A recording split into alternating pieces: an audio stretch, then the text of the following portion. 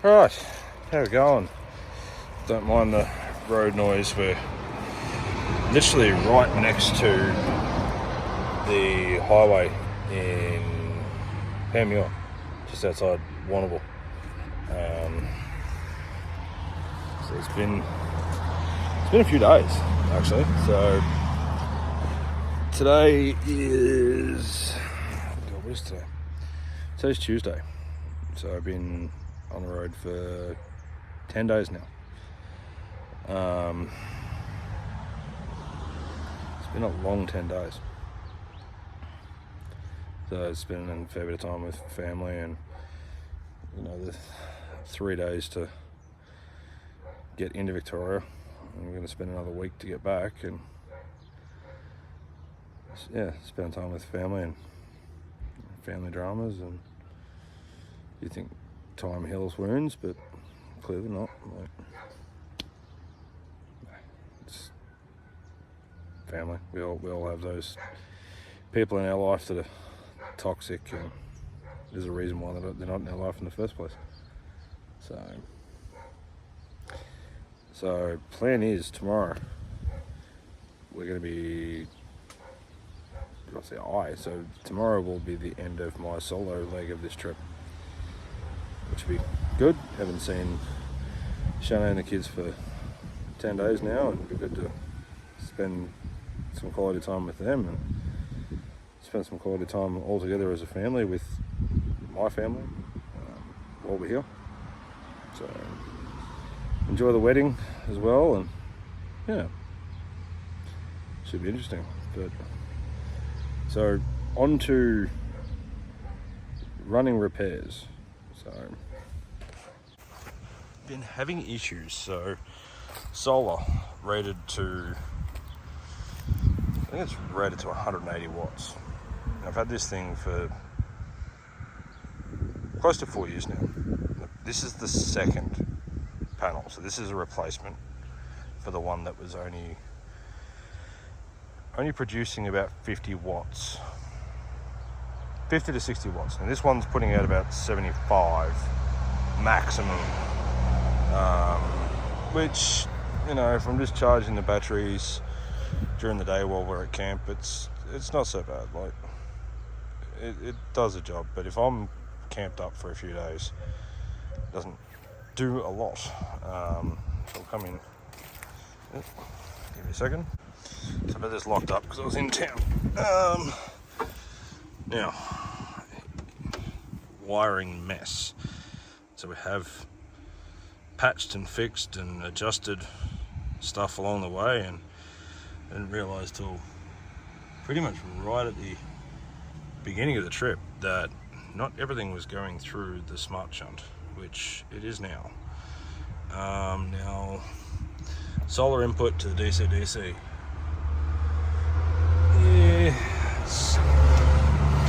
It's not really reliable. Now, I've tried this with the accessory wire connected directly into the solar.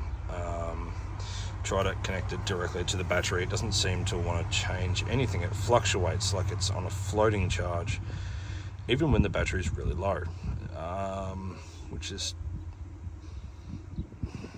it's a struggle. So I've had to resort to running the vehicle just to get it charged. Now I'm putting in 25 amps of usable battery charge when driving, which is good. So I've had to resort to using the little cheapo backup MPPT, which, it was only going to be a backup, but it actually has come in handy that I have brought on the trip. So I'm running solar.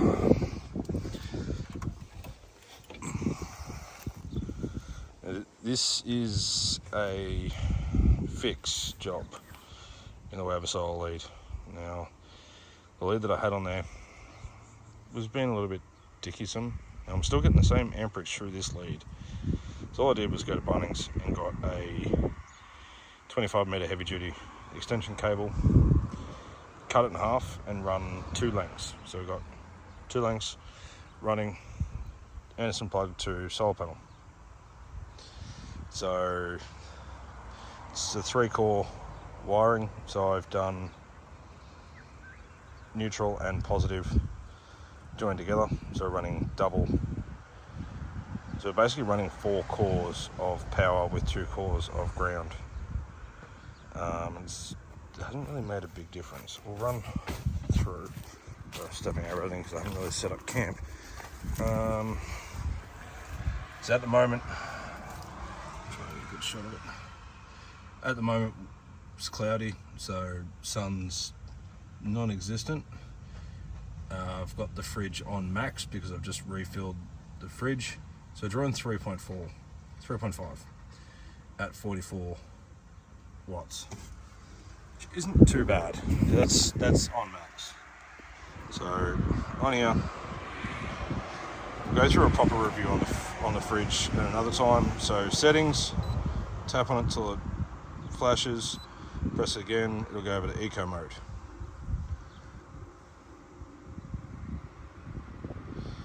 Wait for it to set. There it is set. So how well you can see that. So on eco mode, it brings it down to a draw of about, we'll say 2.2 amps at about 27, 28 watts. So that's with the solar panel on. So all we'll do is remove the solar panel. Not remove the solar panel, remove the plug and we're getting, at the moment, 1.8, let's say 1.8 amps at 23 watts. And the maximum that I'm getting inwards with that solar is 70 watts. So, and that's even with the fridge turned off. So it's only just recovering what the fridge is using at times when it's in full sun, which was enough in Alice Springs because for some reason the sun seems to be a lot better with solar in the Northern Territory. So fridge is back on, it kicks in, you can see spikes to 2.7 amps and it should drop down second. It doesn't, so it's stabilizing at 2.6, we'll say 2.7 on the high side. At 12.7 volts. Now, reading 12.5, 12.6. That is going through the same point that feeds the Anderson plug for the fridge. So that seems to read more of a realistic when it's on charge than what the fridge does. So the fridge itself, after it takes its power to run the fridge, it's seeing 11.5, which is not quite accurate anyway. It's about 0.2 to 3 volts off where it should be. So we'll go back on a max and run it. Now, anyone think that I love XDM products, what I was hoping to get was 160 watt foldable panel, but apparently they don't stock them. There's not in any of the warehouses because there's a new model coming out and they haven't released it yet. So we're going for 110 watt fixed solar panel. From what I can gather, this will put out a maximum of 10 amps at 110 watts. Now normally this would be fixed to full drive, caravan, trailer, whatever. At some stage this is going to be fixed, but for now it's not. So what we'll do is we'll get this unboxed. I don't know how we're going to go, just being by myself, but we'll make it work. Okay, so I was wrong. The max power current input is 5.37 amps, which isn't too bad. Can go up to positive 85 degrees. Made in China. It comes with instructions, which we're not going to throw out because they do come in handy, even though you don't think they do. Polystyrene, fixed solar. By the looks of this, and it says it's a moly crystal design, so yeah, you can see how that would be beneficial being a fixed unit because, I mean, it is really thick. It doesn't come with a charge controller, which doesn't bother me because I've already got two. So we're just going to hook up an Anderson plug to that, connect to the solar and see what the difference is between the two. So yeah, we'll fix this at some point to the trailer, but for now it's just going to run loose. Alright, so got it all taped up, secured, Anderson plug. Now we will have a Velcro here, so we can curl it up and Velcro it. Inside here, not sure how well you can see that. Now I have crimped the Anderson plug connections in the inside, but I also have taped them. So I've taped the connection to the power lead just in case it does have a little bit of play in it. It's not really going to move. I've learnt my lesson from using cheap ones, so I've gone proper Navas. Now this twin pack was like $18, $15. It's about $8.50 each around, roughly, at Bunnings. Twin pack's a little bit cheaper. So what we'll do is we'll plug this into solar, disconnect the fridge and see how we go. Alright, so both the new solar panel and the blanket are connected to the backup solar charge controller, not the DC-DC MPPT. It is really cloudy at the moment, so I was just sitting in front of the trailer, but still getting 2 amps, which isn't going to be enough to cover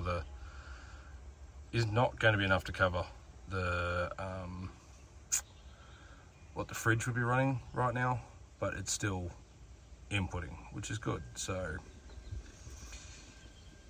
we'll chuck the fridge in and see.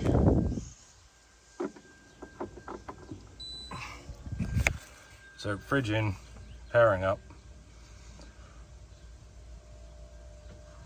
I have still got this on max, so bringing in 2 amps and we're drawing 2.7. It's not too bad. So it's 5 amps. So we're pretty much in the cloudy conditions. We're already beating what just the solar blanket on its own was bringing in. So that's good. Well, looks like there's going to be some clearing clouds soon, so we'll be able to check and see what it does once we've got some full sun. Good morning. Today's Wednesday, so not a lot happened. Last night rain set in, so that was fun. Get camped down by everyone. All that space over there looks nice. It's a bit like what it was like when I camped here. Not anymore. Yeah, that's one thing that annoys me with free camping near a tourist area. There's so much space. There was so much space in that campground last night that everyone just decided they wanted to pack in like sardines, and when I got there was no one there. And everyone just started cramming in next to each other, and it's not like they were further away from the road. So I understand road noise, cool, no worries, get further away from the road. But it was kind of like they were using my setup to block the road noise for themselves. There was so much space down there, it was ridiculous. But so what we're going to do now is we're going to set up family camp. Mrs. and kids fly in today, so I've left Panmure, gone back to Inverleigh, so we've got a different camp this time. So where we had been camping is probably that way. So the river's just down past those trees. A lot of tree plantation around here, which is good, and then the river's just here.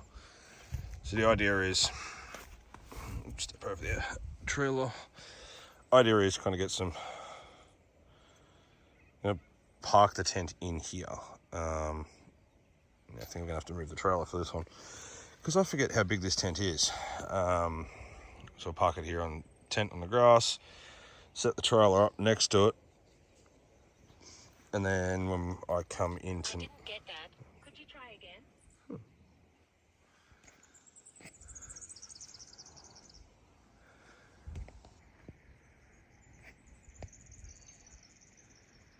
There's a wallaby, or a scrub kangaroo, one of the two, right near camp, which is good.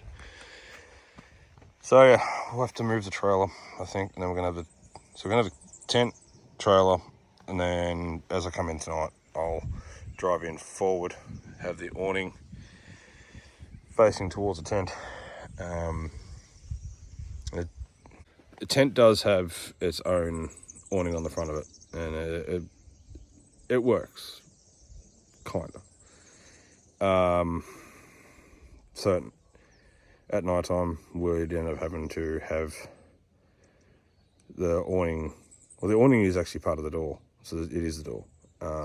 So over night time, you'd have it folded down and zipped up. So the idea with putting the awning out would be, if you have to get up during the middle of the night, don't have to put the awning door up. You can just step out into under the awning. So that'd be good. We'll set that up and go from there. So I'm not going to time lapse it because I didn't bring the cradle to hold it. So we'll just, yeah, set it up, show what we're going to be doing, and go from there. So I think what we'll do is just going to start drizzling now anyway. So make a coffee. It's now like 9:45. So make a coffee. Hopefully the drizzle goes away. It looks like the clouds are a bit darker just there. It looks like there's clearing over that way. So I've got plenty of time. So just give me time to set up and everything. I've had this for, what are we now? January. So I've had this same gas can now for almost 12 months. Been using it a fair bit. Every time I go camping, boiling up water. So I actually use this to boil up water for shower. Usually just get, one boiling hot water into probably 8 or 9 litres of cold water for a shower. And that seems to be enough, especially during summer. But I would be thinking that, we're probably, I'd say we're about 3/4 of the way through that gas can. I have got more, or at least another one in there. Seem to go through the cylinders for the gas cookers more than I do go through these. So it'd be interesting. Put in the comments how long, whether it be yourself as a family, how long would one of these 230 gram gas canisters last you? Alright, so yeah, it's snug. Definitely gonna have to move the trailer before I finish setting up. But one of the best things that I did buy for this trip was actually these. I'll grab one out. So they are a screw-in peg. Okay, so it's a little bolt head. I don't know how well we're actually going to see that. So focus. Yep. So we have a bolt head. Okay. Anchors in, screws in. Comes with an attachment for drill, impact driver, and it's been amazing for this trip. So I've had hard rocky ground in Coober Pedy, really hard soil here in Victoria, and it was also good in Chinchilla as well. So yeah, so just stretch it out, screw it in. We do have a fault with these tents, and I'm not sure I've touched on it. I've put it in the comments that, under extreme wind, they kind of buckle. but you get that with any tent. It's a high tent. It's not like lower to the ground, so flexible poles like the joints here. It's really thin. Like it's I don't know what 10 mil. So yeah, you get that. So what we'll do is we'll have to move the trailer anyway. So I'll disconnect it, I'll move it over a bit until I've got it set up, and then I can bring it as close as I can to the... We're going to have to move it anyway because we want to set it up on that side. So when we do pull in tonight, we'll have the awning here, and then that back of the trailer will be like here. So here, we'll then move over to there for cooking tonight. So yeah, disconnect trailer, move the vehicle, and we'll reset and start again. All right, so tent's set up. I'm not going to bore you with the setup on that one. If you want to see features and setup time and how to set it up and stuff like that, there'll be a link in the description. I've done a video on it previously. There is one difference that I've noticed. So previously we wouldn't have the fly sheet pegged out. We'd usually secure it to the base. Now, had a few messages in regards to how the fly was set up. Now, it didn't allow for ventilation. Now, there is a fair bit of ventilation in here. So it comes under the bottom here and in through the sides. We noticed it winter last year during Fink week. We noticed that there was a lot of condensation built up on the door itself. Like, so the inside door was on the outside of it, but it was also on the main door itself, so the inside of the main door. That wasn't anything to do with moisture or anything like that. That was mainly just because of the condensation built up. So as you can see in here, there is more of an airflow coming through now, and we have got the ventilation doors pegged out on that side. And you can see there's a big difference now down even at the other door. I do know that we use this in all conditions, so we've taken this to Fink, so you can see the red sandy dirt. There's a fair bit of like river sand in here as well, because we have used this down in the West Mac Ranges. Now a lot of this is just, a lot of what you can see under it is just air pockets under there, because it's on grass, it's a little bit taller. So yeah, we'll see how we go tonight. I'm pretty sure this will be sufficient for us. It's only really for at least one night, if not two. So going to see family tomorrow. So obviously Mrs. and kids fly in at 3:30 this afternoon, so by the time we get back to camp, won't be till like 5, 6 o'clock, like 5 at the earliest, 6 o'clock with peak hour traffic, maybe even 6:30, who knows, hence why I'm setting up camp now, because I've got plenty of time now. So aim is tonight to be here. It would, depending, so realistically I'll probably just stay here tomorrow night as well. So we're going into Western Service in Melbourne to go see family again. So ideally I'd rather stay here because it's only 45 minutes from Werribee. So we can leave first thing in the morning, go see family, come back, camp's still set up, don't have to worry about, breaking down camp first thing in the morning, go and set up camp later on that night. If I was to go anywhere closer to Warrnambool, I'd probably go into Panmure again. Like, we got booked into a motel on Friday. So Friday, Saturday, Sunday nights. Today being Wednesday. So we've got Wednesday night, Thursday night camping. And then, yeah, so we'll be in a motel for 3 nights, leaving the trailer at family's house, charge up the batteries fully, run the fridge on 240. The aim is to leave Monday, around about lunchtime. So I'm hoping to get in. So the plan is for Tintinara for the Monday. But yeah. So we'll take it one step at a time. So just depending on how things go on Sunday.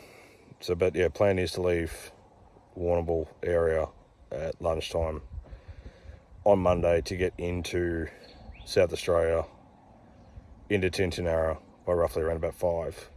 Given we gain time zone hour, and I think it's like an hour, half an hour to an hour. So we'll gain that extra time crossing the border anyway, which would be good. And it doesn't get dark. It's sunset at 8:30, and it's usually not dark until 9:30 anyway. So allow for time on the road. Probably get into camp at 5. There's still plenty of light by that point. Give the kids dinner and in bed by 7:30, 8 o'clock. So yeah, we'll get inside the tent set up. Show you some changes that we've gone with this, and we'll go from there. All right, so got the beds in here set up. So this is where me and Shana will be sleeping right up against this door. Now, previously the kids were sleeping on the floor. That was a lot softer area, so sand and the softer dirt, and they were happy with that. Obviously, kids are getting older now, so we've decided to chuck in the stretchers, just keep them off the floor a little bit. Now luckily we did bring winter sleeping bags, so that'll be good. We'll have everything set up in here, so the kids will be on that end, and then obviously we'll be closer to the door. So we're still going with the self-inflating mattress. Now it's been packed up for a fair while, so I'll leave the valves open all day and then set it up, close them off just before bed. Now, depending on how firm the ground is, I do have the swag mattress that I can drag the swag out, take the mattress out of it, put it back in its bag, and yeah, go from there. So there's options. We're not just relying on a self-inflating mattress, which is good. Now slowly we are actually emptying a lot of stuff out of here. So in here I'd kept the kids' stretchers on the bottom, then showing the kids camp chairs above that, and pillows and stuff, and it's not a lot of space, but it has used up what space is there, which was good, because it was a fiddly area. So you obviously got this little spot here, great, no worries, you've got area there to store pretty much anything. But then you come up into the side here, and the angle coming up and where everything's sitting, it kind of didn't really leave a lot of space to put anything. Now, I mean, next year we're going to be chucking the seats back in the back, so we're going to have to try and cram all of this into the trailer, and we are going to be redoing the trailer, so there's going to be a lot of space. There's one thing I've noticed with the trailer, there's a lot of unused space. Now, normally we'd take everything, like absolutely everything, even if it is for a short 1-2 night camp. And so far I've noticed that we haven't needed half of the stuff. Like, even in here now, I've got a barbecue pit that I figured might need along the way, but I haven't needed it. But it doesn't take up that much space, and usually we'd have the camp oven and stuff like that, and we haven't really needed it. Normally we've got 2 tables set up, but now that we've got rid of the really long table, it's we've gone with a foldable one. So it's still the same length. It's probably actually longer, to be honest. I know it definitely is wider, but the benefit with this one, it does fold in half, and that can store anywhere. Like the plan is now up on the roof.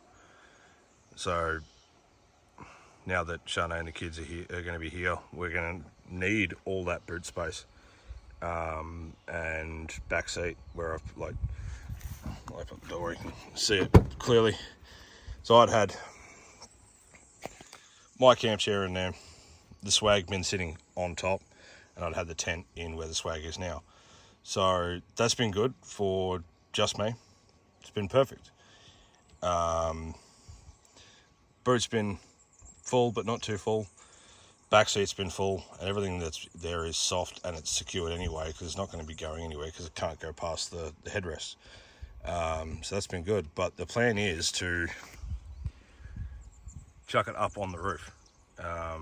So yeah, table, swag, and tent set up on the roof rack. Now the tent and the self-inflating mattress go into a canvas bag, so that's not an issue. It takes up just as much space as the swag does, so probably a little bit less. But yeah, it can be up on the roof, not an issue at all. So yeah, in the boot we've used up a lot of space, but for a purpose. So now we've got it set up this way. So previously I had the 2 water jerry cans at the back where the diesel one is now, and then I had the diesel at the front, being just myself. I had the 1 water at the back, 1 water there, and then the diesel there. With the amount of Ks that I was doing per day, it was beneficial for me to have the cheaper fuel all in one go. So I'd have 2 20-litre jerry cans of fuel, top up along the way, gets me to the nearest cheaper fuel area. But obviously now there's going to be 4 of us. We're more in need of the water. So yeah, that seemed like a better use of space there. Then we've got the toilet right at the roof, right at the very front. So it sits in here with the tools, and then 240 charging. Got the kids' little tables that they'll use in the car, which go over the booster seats just fine, and my clothes in there just to utilise some space. But then we'll take out some stuff in here, and then in behind had winter clothes for the family. I've already had on mine, so that's been good. Got a box of water in under the shovel, so a box of water. Have been running bottled, just being myself. It's good. And then you got the fire pit there, which just sits in there. It's not taking up much space at all. So yeah, bottled water, just chuck it straight in the fridge, chuck it straight in the freezer. It's been good. It's been filling in that space in the fridge and freezer. Obviously it's just been me, so I haven't been going through much food. But yeah, idea with bottled water is easy access. So yeah, so 1 bottle of water I can get 2 coffees out of. It's good for whatever I really need. So coming over to the trailer, so in behind our everyday random stuff, I've got the canvas bag with all our bedding in it. You can see what I mean by wasted space. There's space above this, space above that we probably could have made it so then we could fit the table in that space. A lot of space above the electrical. Now in there, that's the box that I've got all the 12 volts set up in. So fuse panel, I've run the wiring for the lights down into the fuse block in there. It's kind of given ventilation for the back of the monitor, the inverter, and the USBs and stuff, but I think there's too much space. So we could have utilised some of that space at the very front of the trailer. So we'll swing around. So got the new solar panel out with the old one. It's cloudy. I mean, we'll quickly go through this. Like, at the moment, we're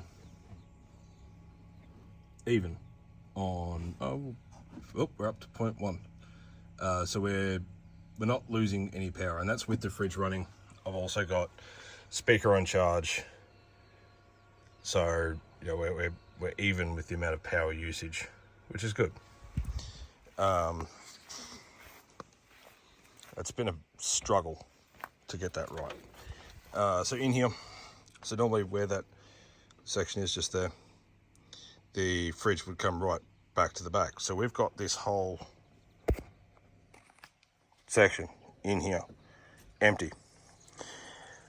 Now obviously with the batteries and everything in there, I didn't want to store too much in there just to allow ventilation and stuff, but then we've got fan for the warmer nights, shower, bucket for the shower, toilet paper, fuel doctor in there as well. I've got the air compressor just set up in there so I can run it from there off the vehicle, or I can run it off the battery here. Coming up into the inverter and the spare. This was the spare MPPT solar charge controller. Now it seems like the originally I thought it was the wiring, so I rewired the solar, but it seems like the DC-DC, which is just here, isn't liking the small amount of draw, small amount of input. So it's not liking the small amount of solar input.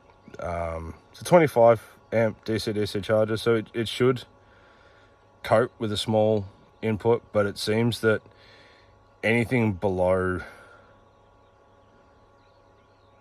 I think it's the level of the battery. So anything below 12.4 volts on the battery, it's great, working fine. You get it above that. At the moment it's sitting at 12.7, and the DC-DC wouldn't even input that solar. So it goes on a float and kind of just cuts in, cuts out, doesn't have a constant input, whereas the standalone MPPT just runs. It's only rated to 10 amps, so it's not a huge input. The idea would be that we are going to upgrade the DC-DC. This was just a trial one. It's a cheap, on a budget kind of thing. Initially we did get the VSR voltage sensitive relay for the dual battery setup, and I'm glad that I went to DC-DC because we're getting 100% battery, whereas a VSR you're probably going to get 80% if you're lucky. So yeah, a standalone MPPT for us for this trip was a godsend. Wouldn't even be able to keep the fridge running every night if we couldn't do that, because I'm not driving everywhere every day.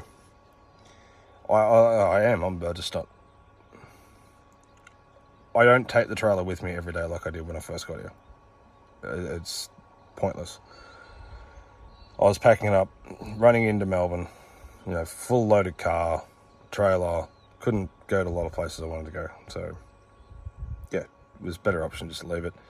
There is a lot of trust with that, and you've got to learn to trust that your stuff's going to be safe. And if it was around Alice Springs, no, there's no way known that we'd do it. Unfortunately, we can't trust our stuff in town, so why would we trust our stuff outside town?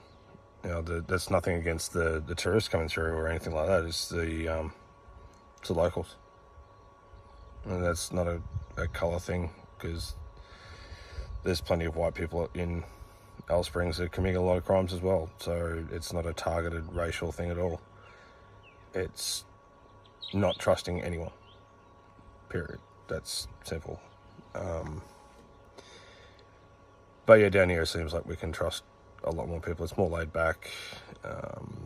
I mean, don't get me wrong, there's still crime, but it's not as prominent here.